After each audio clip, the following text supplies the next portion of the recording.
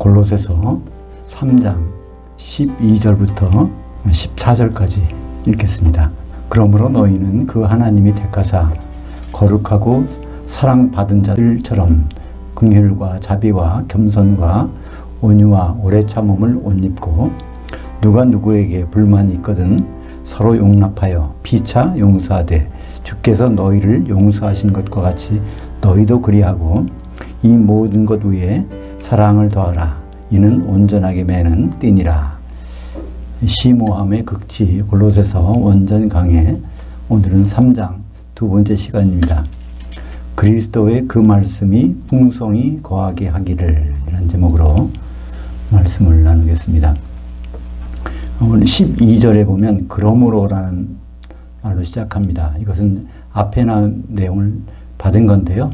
3장의 첫 번째 부분은 우리가 옛사람을 벗어버리고 한 새사람을 입었다고 이렇게 되어 있습니다.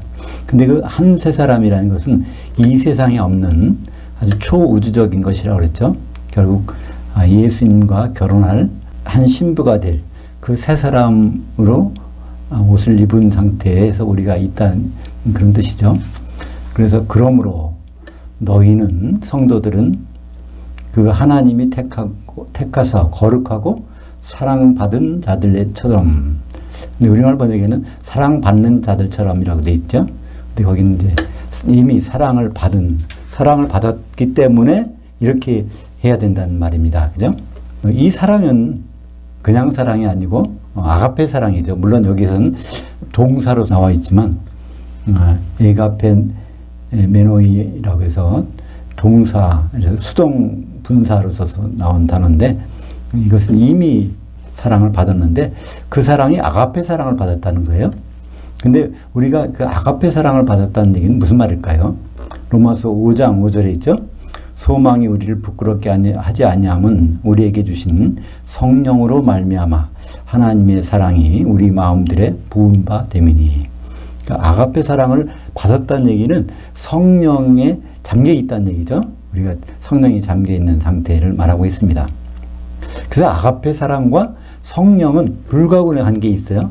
아가페 사랑이 나타나고 있다 그러면 이미 성령을 통해서 나오는 사랑이구나, 그런 것을 우리가 알 수 있습니다. 그러니까 갈라디아서 5장 22절에 보면 성령의 열매는 바로 아가페 사랑이라고 말씀하고 있어요.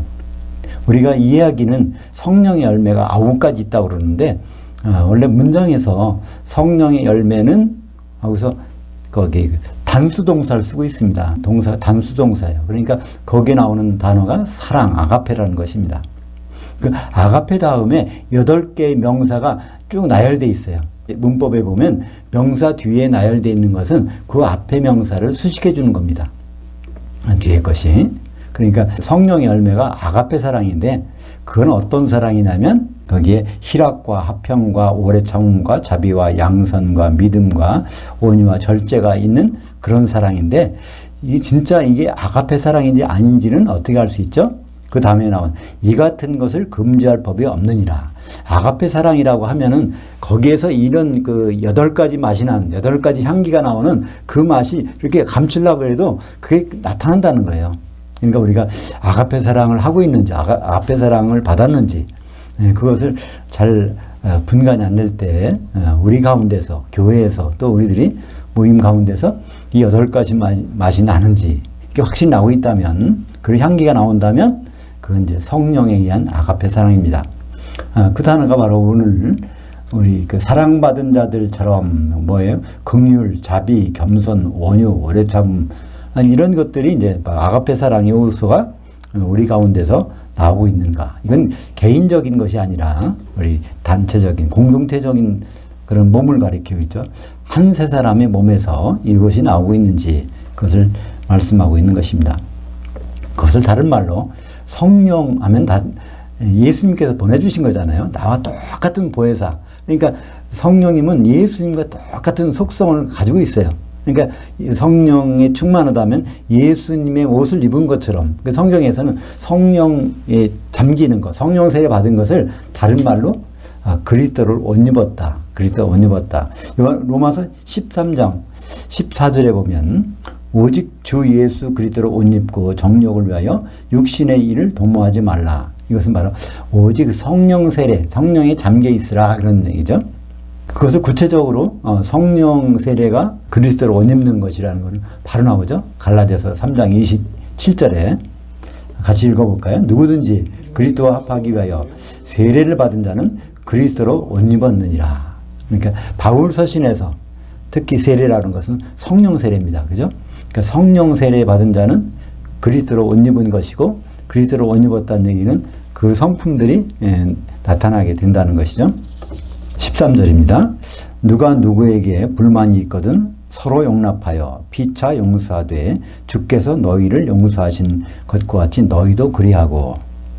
그러니까 우리 성도들이 할 일은 가만히 보면 공통된 단어가 있어요. 항상 피차, 서로. 그러니까 이런 단어가 항상 있어요. 그러니까 여기에서 의미하는 바는 성도 혼자는 그리스도 옷을 입는다는 걸 생각도 못 한다는 거예요. 그죠? 이런 것이 피차해야 되는 건 적어도 두세 사람이 있어야 이런 일이 되잖아요. 서로 그것도 마찬가지로 두세 사람이 있어야 이런 일이 가능합니다. 그러니까 그리스도로 옷 입는다는 것, 거기에는 항상 피차와 서로라는 단어가 핵심적으로 들어가게 됩니다. 예수님이 주기도문을 가르쳐 주실 때 이렇게 기도하라. 그러니까 이렇게 기도하라는 얘기는 이런 삶을 생각하라는 얘기잖아요. 마태복음 6장 12절에 보면 우리가 우리에게 죄 지은 자를 사하여 준 것 같이 우리 죄를 사하여 주옵시고. 근데 이건 번역한 분이 죄라는 단어로 번역한 것이지 이거는 죄라는 단어가 아닙니다. 빚진 자라는 거예요. 우리가 그 빚 지은 자를 용서해 준 것 같이 우리의 빚을 용서해 달라. 그것은 이런 기도를 하는 이유는 뭘까요? 서로 형제 간에 화목하기 위해서 그런 관계를 가질 수 있도록 이제 주기도문을 하면서 우리가 누구에게 용서를 하지 못했는가, 그를 이제 서로 용서하고 피차 사랑하고 하는데 이제 그런 관계를 뒤돌아보는 것이 바로 주기도문 내용 속에 들어가 있는 것입니다. 14절입니다. 이 모든 것 위에 사랑을 더하라. 이는 온전하게 매는 띠니라. 그러니까 계속 무엇 때문에 한 세 사람을 입었다면, 그러니까 궁극적으로 예수님과 결혼할 그런 공동체가 된다면 여기 이제 마지막으로 이 모든 것 위에 아가페 사랑을 더하라. 이는 온전하게 매는 띠니라. 띠라는 것, 쉰 데스모스, 이것도 이제 헬라어 단어를, 그러니까 이 데스모스라는 것은 데오에서 온 동사인데요. 데오와 류라는 동사가 이제 예수님이 마태복음 16장 19절에 사용하셨죠. 베드로에게 네가 땅에서 뭐든지 데오 매면 하늘에 들에서도 매어 있을 것이요 땅에서 뭐든지 풀면 리오 그러면 플레이스라. 그러니까 데스라는 건 양무리를 이렇게 매는 겁니다. 같이 거기 매는 거. 근데 거기서 나온 명사가 데스모스. 근데 쉰이라는 것은 같이 그거니까 한 몸으로 만들기 위한 띠, 그것이 사랑이라는 말이죠. 아가페 사랑. 다시 말하면 그것이 성령 세례고, 그죠? 성령이 잠긴, 성령에 의해서 나타나는 것이 아가페 사랑이니까. 우리 한 세 사람인 궁극적인 목적은 결국 사랑해서 성령으로 하나 되는 그것이 필요한 것입니다.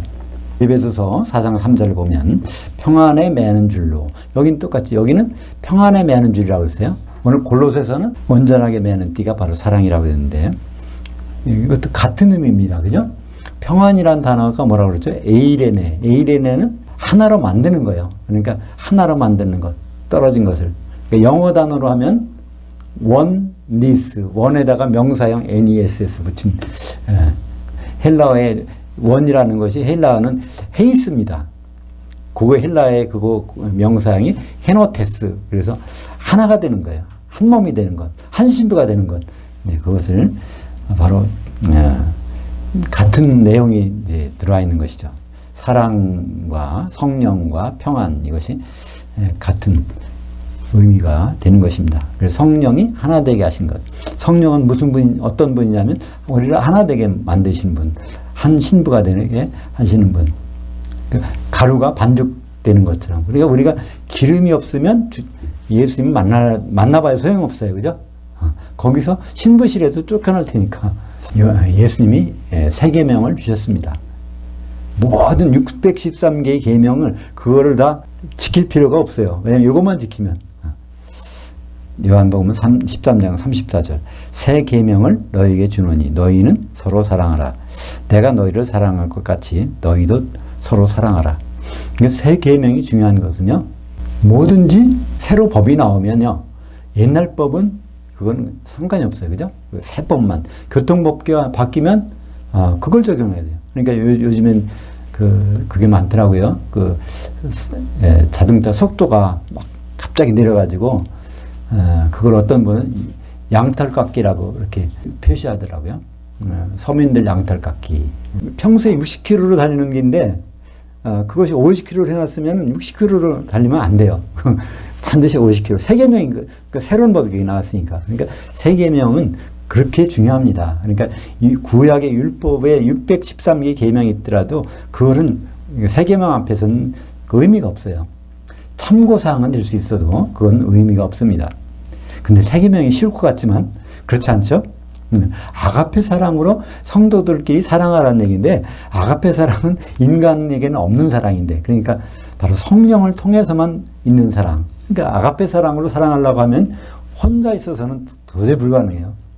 그러니까 다른 사람도 안 돼요. 성도가 아니면 안 된단 말이에요. 성도를 통해서 이게 나타나는 사랑이니까. 그러니까 적어도 성도들은 두세 사람이 있어야 이거 세 계명이 가능합니다. 그것도 세 계명이 서로 사랑하라고 할 때 그때는 제자들 사도들 앞에서 한 말이에요. 너희는 지금은 성도들끼리 이런 사랑을 하라는 그것이 이제 세 계명입니다. 15절입니다. 그리스도의 평강이 너희 마음들을 주장하게 하라. 너희는 평강을 위하여 한 몸으로 부르심을 받았나니 너희는 또한 감사하는 자가 되라. 여기에 우리를 한 몸으로 부르심을 받았다고 되어 있습니다. 하나가 되기 위해서 부르심을 받은 거예요. 그러니까 우리는 여기서 많이 오해해요. 이 부분에서. 하나님 자녀가 됐으니까 너희는 됐다. 할렐루야. 나 구원받았어. 이거 끝난 걸 아는데 이건 하나가 되기 전까지는 종착역의 결론 부분에 간 것이 아니란 말이에요. 중간에는 하다가 그러니까 시험을 치르는데 중간에 나가버리면 그건 아무것도 아니잖아요. 그 마찬가지로 한 몸 되지 아니하면 그건 아무것도 아닙니다. 궁극적으로는 한 몸 되기 위해서 부르심을 받았고 이걸 좀 구체적으로 말하면 뭘까요? 어린 양의 한 신부가 되기 위해서 우리는 부르심을 받은 것입니다. 그래서 너희는 또한 감사하는 자가 되라. 그러니까 그 감사하는 자, 어린 양의 신부의 그 자리까지 들어가는 것을 정말 귀한 줄 안다면 우리는 감사할 수밖에 없잖아요. 그것이 있어도 좋고 없어도 좋고 하는 것이라면 그런 생각을 갖고 있다면 몰라도 우리는 그게 아닙니다. 어린 양의 신부의 자리에 못 들어가면 천년 동안 불 섞인 유리바다에 들어가서 고통을 당하는데 거기에 안 들어가게 해주는 것만도 얼마나 감사합니까? 골로새서 3장 16절 그리스도의 그 말씀이 너희 가운데 풍성히 거하게 하되 여기 그리스도의 그 말씀 그 성경에 그리스도의 말씀이란 구절이 많이 나올 것 같죠? 성경책이 예수 그리스도에 관한 책이고 이게 말씀이라고 그러니까 근데 그리스도의 말씀이란 이 말은 이 구절은 세 군데밖에 없어요. 그렇게 많을 것 같아도 여기 옮겨놨는데 첫 번째 로마서에 이제 나옵니다. 로마서 10장 17절 그러므로 믿음은 들음에서 나며 들음은 그리스도의 말씀으로 말미암느니라. 근데 그리스도의 말씀이 다 그 세 번 나오지만 그 말씀은 다 달라요. 그러니까 첫 번째 로마서 10장 17절은 로고스가 아니라 레마입니다. 이 레마라는 것은 지난번에 한번 그 말씀을 드린 적이 있는데 쌀과 밥이라고 생각하면 돼요. 그죠? 쌀은 먹을 수가 없어. 아무리 있어도.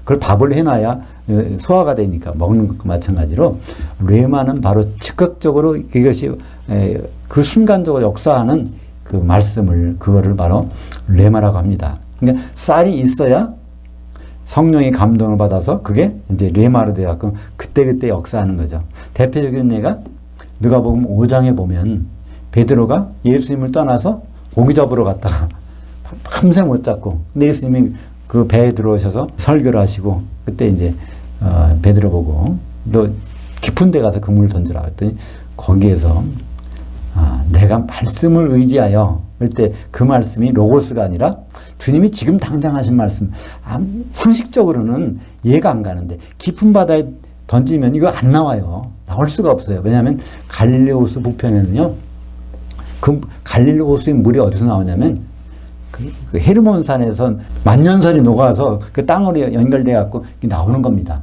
그러니까 그 물이 나오기 때문에 이게 굉장히 차단 말이에요.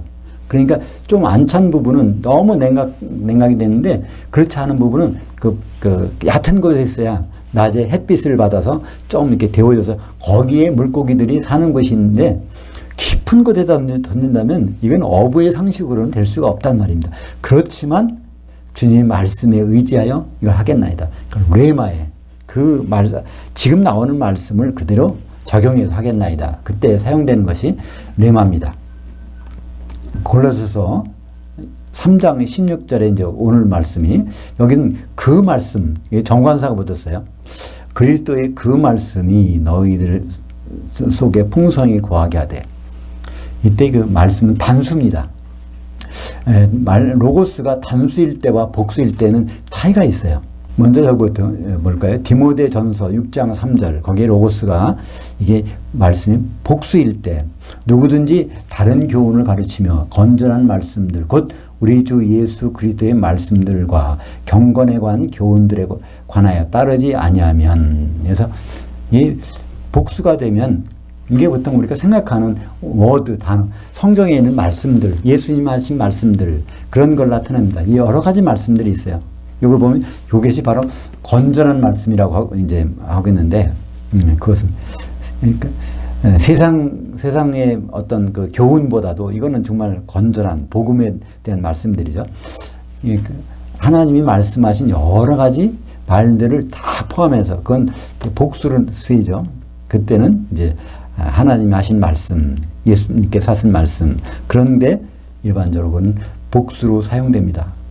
근데 이게 단수로 사용될 때 특별한 경우가 여러 번 있는데, 그것이 오늘 골로새서 3장 16절입니다. 그래서 이 단수로 사용될 때는 논리라는 뜻이 됩니다. 논리. 그 이유, 논리 또는 그 생각, 의지, 하나님이 계획하고 있는 것. 우리 그 수능 볼 때, 입시 볼 때 그 수능 말고 따로 논술이라는 게 있잖아요. 논술이라는 것이 그런 것과 같은 것입니다. 어떤 논리적으로 어떤 얘기를 하고 있는 것, 어떤 사상을 이제 가지고 있는 것. 그것이 이제 논리를 쓰이는데, 그리스도의 그 말씀 여기서는 그 논리라는 거예요. 예수님이 그 논리가 있어요. 예수님은 왜 십자가를 지셨나?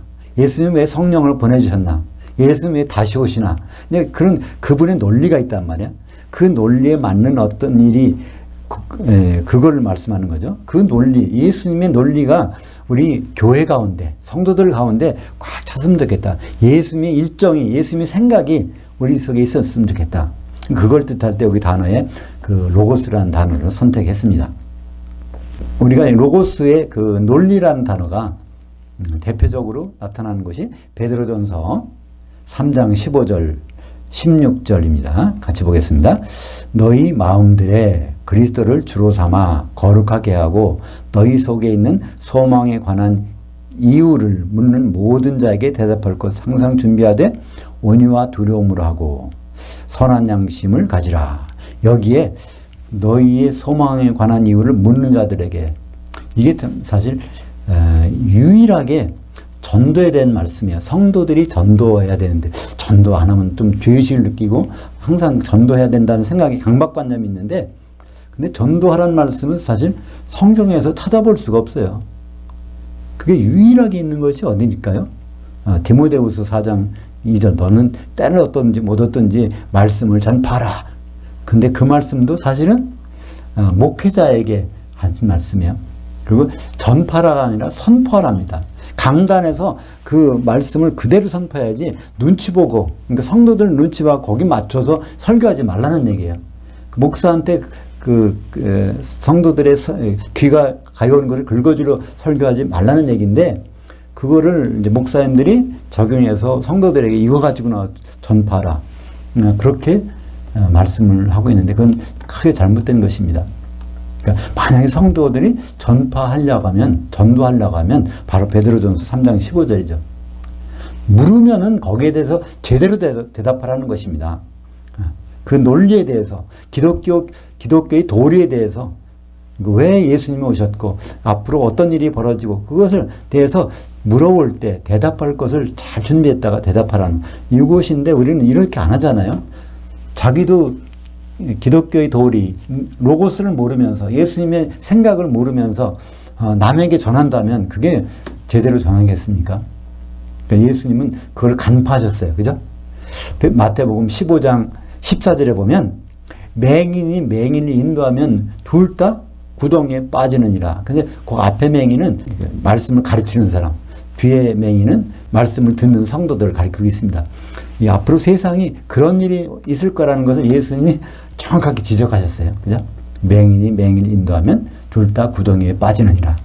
열심히 배우고 열심히 가르치지만 그런 일이 있을 거라는 것을 예수님이 미리 지적해 주신 것입니다. 여기엔 그 번역은 제대로 한 것 같아요. 그죠? 여기는 이유라고, 로고스를 말씀이라고 번역하지 않고 이유라고 한 것도 어느 정도 논리에 가깝죠. 그죠? 그래서 소망에 관한 이유,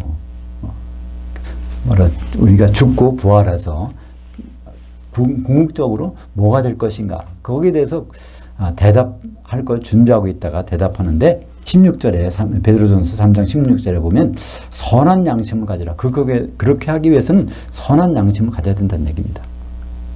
근데 여기서도 양심을, 선한 양심이어야 되니까 도덕적으로 참 그 훌륭한 사람, 칭찬받는 사람 이럴까?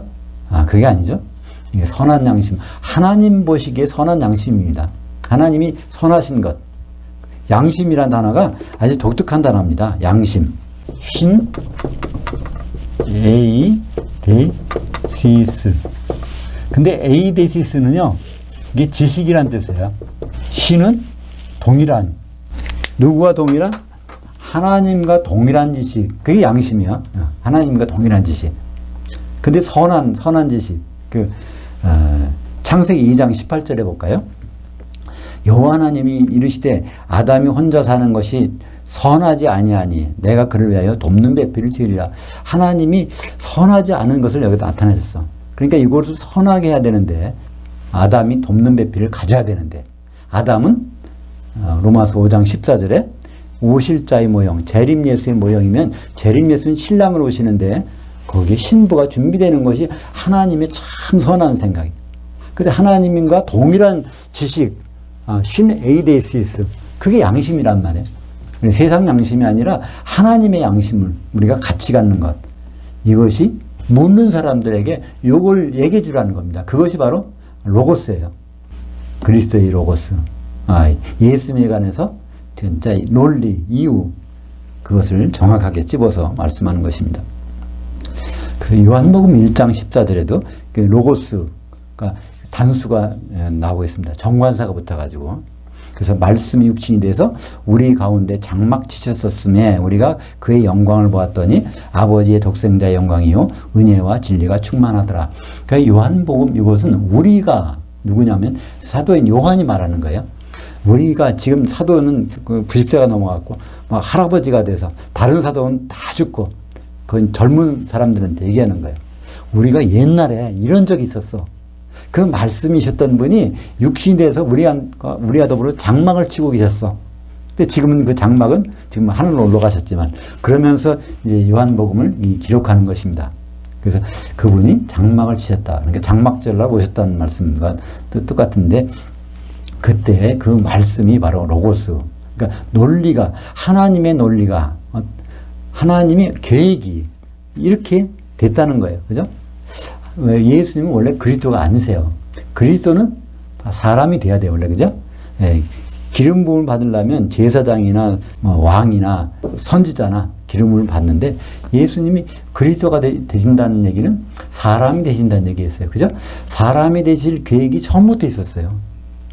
에베소서 1장 4절에 보면 창세전에 그리스도 안에서 우리를 택하사, 그죠? 또 그리스도로 말미암아 제사장 되셔가지고 십자가에 죽으시죠. 우리를 아들들로 삼으셨다는 거예요. 그분이 맏아들 되셨을 때. 그 일들이 다 계획이 언제 됐어요? 창세전에, 그러니까 창세전에 그리스도가 되실 계획을 갖고 계셨어. 그래서 그리스도가 되기 위해서 육신을 입으셔야 되니까 그 논리가 바로 육신이 됐다는, 사람이 되셔서 피를 흘리려고. 그래서 그 말씀은 그냥 단어, 워드란 단어가 성경에 많이 나오는데 그것이 바로 이분이 워드다, 그 단어다, 말씀이다, 이런 것이 아니라 하나님의 경륜, 하나님의 계획, 그것이 바로 형상이 돼서, 육신이 돼서, 사람이 돼서 오셨다는 것을 말씀하고 있는 것입니다.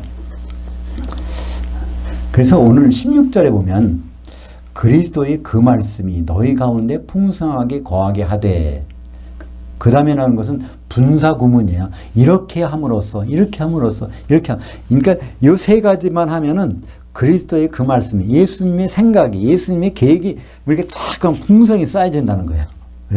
그것이 바로 1번, 2번, 3번을 제가 표시했는데, 첫 번째는 모든 지혜로 피차 가르치며 권면하고, 이게 모든 지혜라는 것은 결국 세상 지혜가 아니죠. 하나님의 지혜, 하나님의 지혜로 어디 나와? 피차, 성도들 간에 가르치며 권면하는 거예요.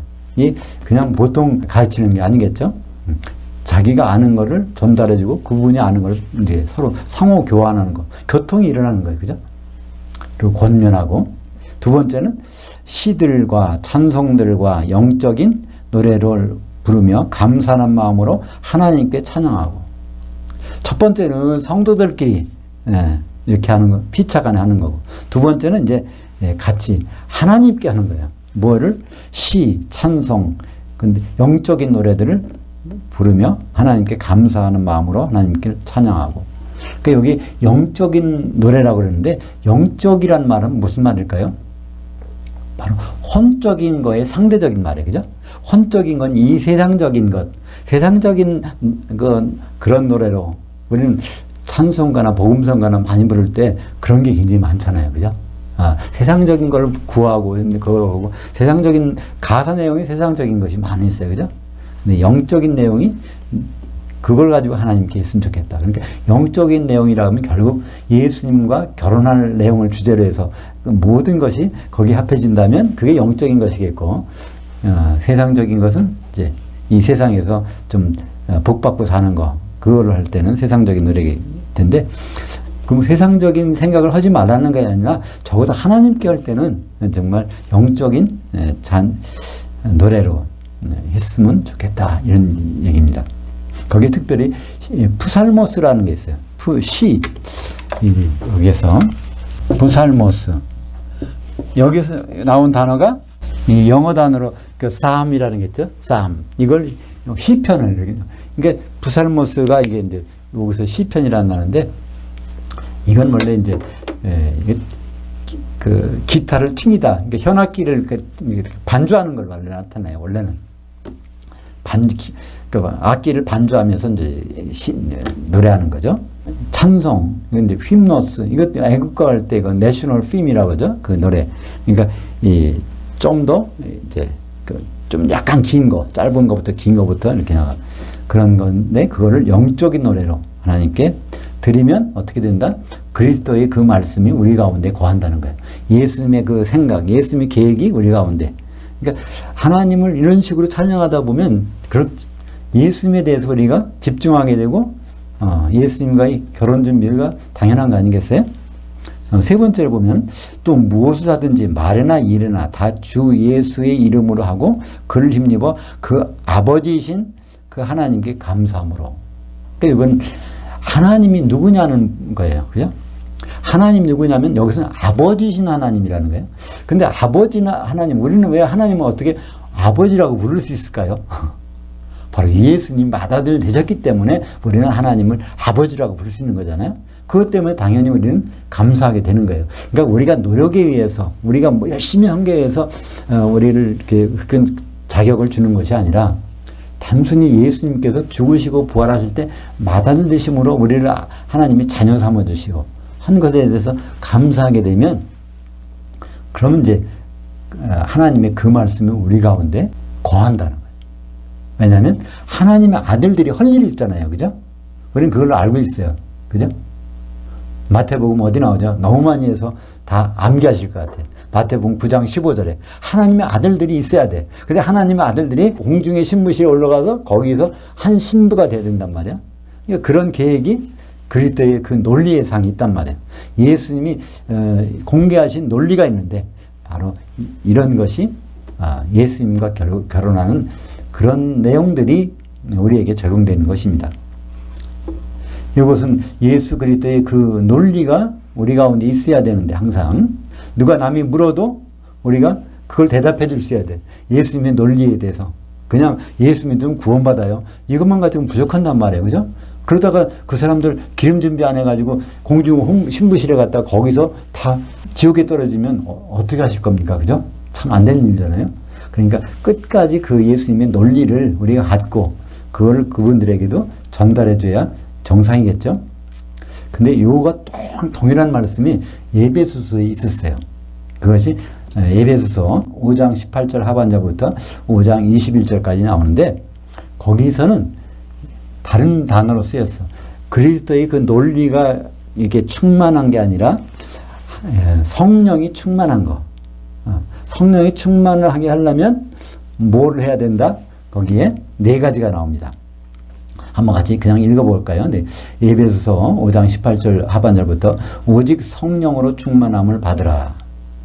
첫 번째, 시들과 찬송들과 영적인 노래들로 서로 화답하며, 두 번째, 너희의 한 마음으로 주께 노래하며 찬송하며, 세 번째, 범사에 우리 주 예수 그리스도의 이름으로 항상 아버지이신 하나님께 감사하며, 네 번째, 그리스도를 경외함으로 피차간에 복종하라.